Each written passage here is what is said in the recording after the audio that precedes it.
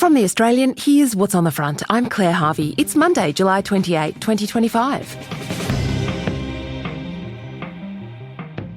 Anthony Albanese says he'll stand firm on banning social media for under-16s. That's as Google threatens to sue the federal government if they don't exclude YouTube from the ban. The only recorded police interview with the estranged husband of missing woman Bronwyn Winfield could be inadmissible in any future criminal proceeding. That's because John Winfield wasn't properly cautioned. That's a revelation in a new episode of our blockbuster true crime investigation, Bronwyn. John Winfield denies any wrongdoing. You can hear it now at bronwynpodcast.com. Broadcaster Alan Jones had immense wealth and cultivated a network of prominent athletes, celebrities and journalists. And now police investigating alleged offending by Jones have seized his secret loan book featuring many of those names. Jones denies any wrongdoing. Today, The Australian's Steve Jackson on Breaking the Story.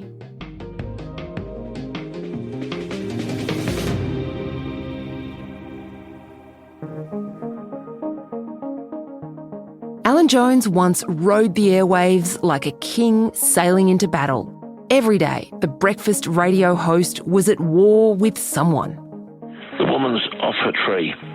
And quite frankly, they should shove her and Bob Brown in a chaff bag and take them as far out to sea as they can. She's a clown, Jacinda Ardern, a complete clown. I just wonder whether Scott Morrison's going to be fully briefed to shove a sock down the throat. What about this brain-dead Sarah Hanson-Young? You dope, Clover Moore. New Zealand Prime Minister Jacinda Ardern is challenging Scott Morrison over climate change. Now, I hope Scott Morrison gets tough here with a few backhanders. He had another mode too, sharing warm exchanges with his talkback callers, rhapsodising about music or heaping praise on the politicians, business people or athletes he liked. Who could forget the young man born in Perth, John Stephenson? He won silver at the 2004 Olympics in the... Swimming great Ian Thorpe. Ian, good morning. Good morning. How are you, Alan? Lovely to talk to you. Grant, congratulations on all you've done, and you're an inspiration to every young person. That's Alex Wilkinson, the captain of Sydney FC. They've broken every football record in the book. Thanks for having me on, Alan. Appreciate it. Jones was connected like nobody else. From his earliest days as a school teacher, then a coach at elite boys' schools, he rose to become coach of the Wallabies and made numerous unsuccessful attempts to stand for politics with the Liberal and Country parties.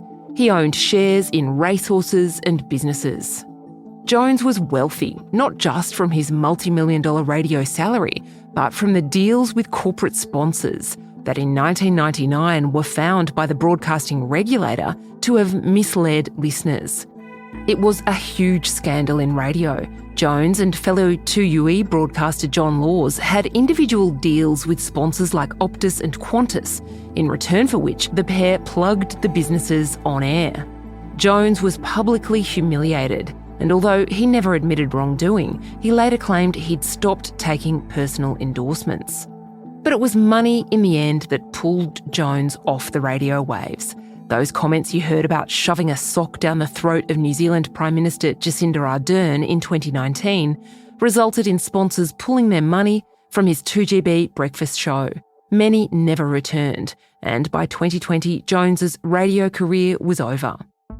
And now, money's back at the centre of a big story about Alan Jones, this time in a very different context. Today we're revealing that police have seized a secret dossier from Alan Jones' multi-million-dollar harbourside house.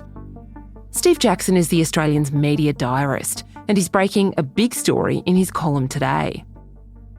The document in question details all the personal financial dealings he had with a whole range of people.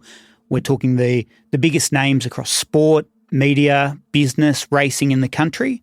These are people who were personal friends of Alan Jones or trusted acquaintances, and he often gave them interest-free loans to help them out in their time of need. While they were interest-free loans, they weren't free money. So what he's done is he has kept meticulous, detailed records of every transaction he's ever made. So if you've received a cheque from Alan Jones at any point in your life, you're on this list.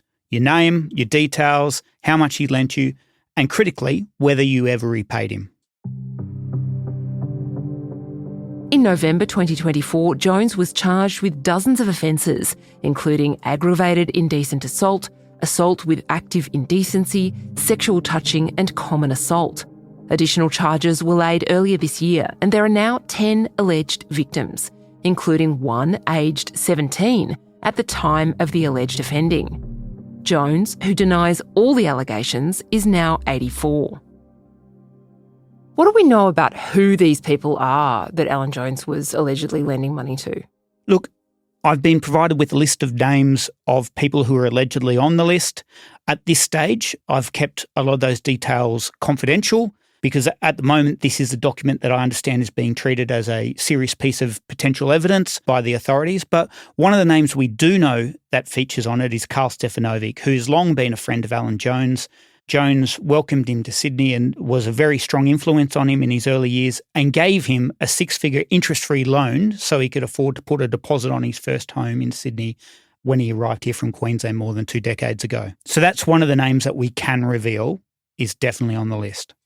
Do you think it was clear to all the recipients of this money that Alan Jones thought that these were loans? My understanding is that Jones certainly thought they were loans. He got them all documented, registered with his accountant. A lot of the people, though, it turns out, who featured on the list didn't seem to think it was such a hard and fast loan, whether they thought that Alan had plenty of money or for whatever reason, many of these loans were not repaid to him. Alan Jones talked a lot over the years about his own journey from relative poverty, growing up on a dairy farm in country Queensland, to being a very wealthy man. He had an apartment in the Toaster, he had a butler famously, he had a chauffeur, and he never made a secret of his wealth. He expressed the view that it was incumbent upon people who had been successful in life to share their fortune, literally and figuratively. And in his case, that meant literally. He often helped out people by talking about their charities on the radio. He did spend a lot of time donating his time to charitable functions. I came from Struggle Street.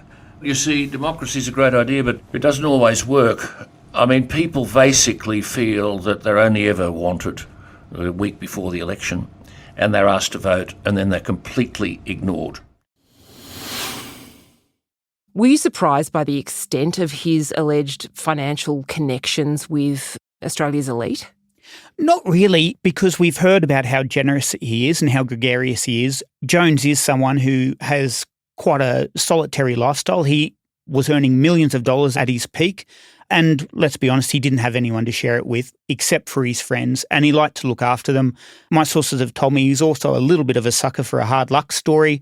So when he heard someone was in need or in trouble, he liked to help out where he could. There's no suggestion at all that there are any sinister strings attached to this money. That's definitely not the case. But he was a big private lender, probably one of the most personable ones. If you're in his camp, if he'd liked you and you're on his side, he's more than happy to help out with a loan. The operative word being a loan, expecting it would be repaid at some point. A network of the kind that Alan Jones has is for the purpose of him handing out his own patronage, but presumably he also would have expected something in return. You're right, Claire, because we've seen through a number of controversies that he expected that the people that he drew into his circle, that it would be a mutual loyalty offered between both of them. That's the lesson to learn. Share. Be out there to give something back. And it's a privilege if you can. Most people would feel that they'd like to be able to do that, but they can't. And I think the obligation is if you have that capacity, you're obligated, in my view, to do it. Give something back. Jones, for much of his career, his well-known motto was pick and stick. And one of the things I've heard about this document is that he now feels that a lot of the people that he helped out in their darkest hour, in their time of need, have deserted him. So whether or not he now feels the temptation to call in those debts, only time will tell. Coming up, will we ever see another Alan Jones again?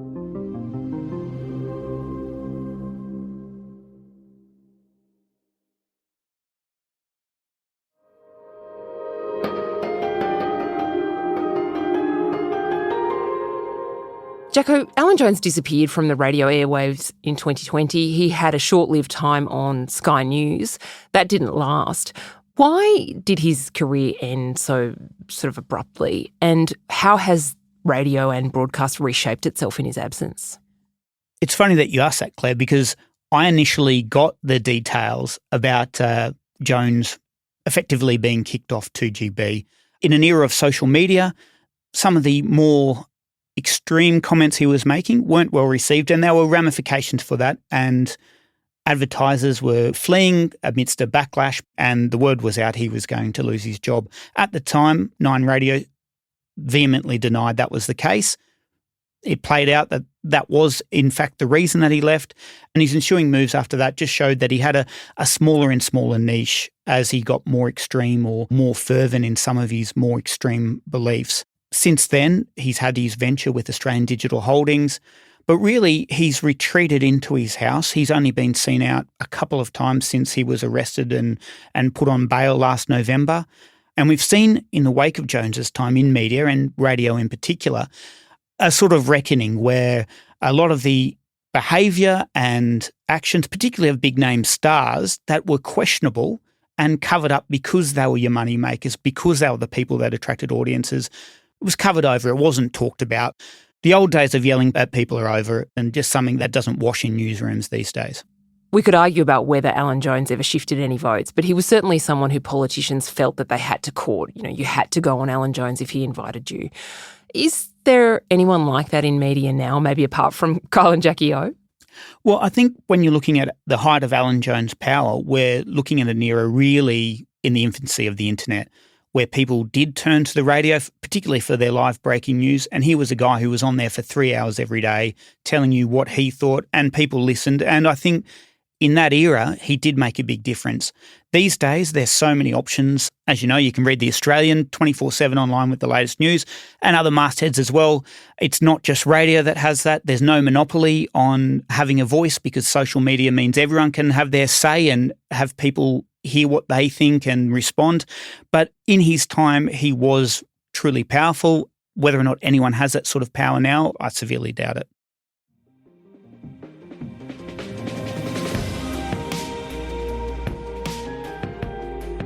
Steve Jackson edits The Media Diary in The Australian every Monday. You can check it out at theaustralian.com.au.